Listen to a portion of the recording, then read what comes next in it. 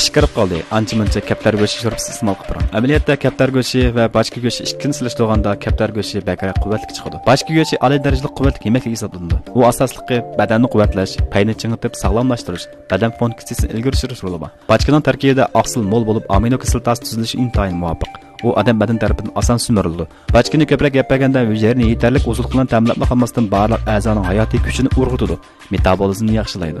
Bochka sho'rpasini ichib berganda o'pkani yoshartib badanni quvvatlaydi.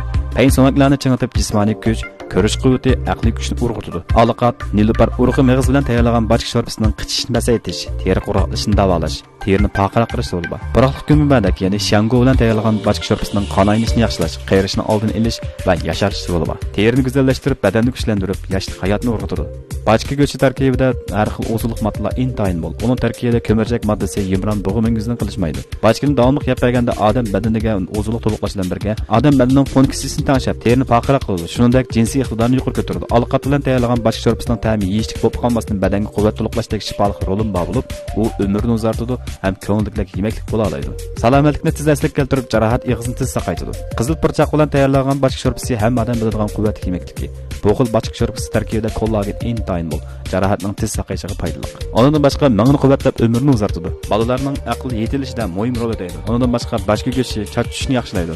Balfut og'riqi, sakta va ro'y kasallikni oldini oladi.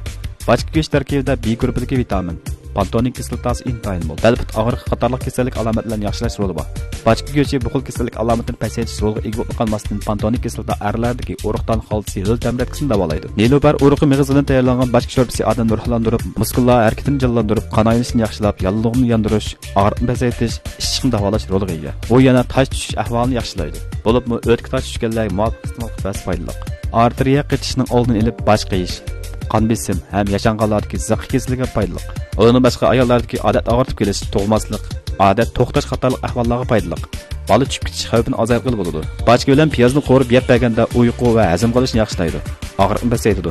Nervi zaiflashish va uyqusizlik alomatiga alohida shifo qiladi. Kaptar go'shti bilan bochka go'shtining farqi bor. Ozuqlik jihatdan kaptar go'shtining oqsil miqdori intayin yuqori. Kaptar go'shtini yeganda oson simiriladi. Yog' miqdori intayin tuvan. Hamma odamning iste'mol qilishiga mos keladi. Bochkaning so'nggi tarkibida mol xondroitin bor bo'lib, bo'g'im ingizdagi ko'mirchak moddasi bilan o'xshash o'rin turadi.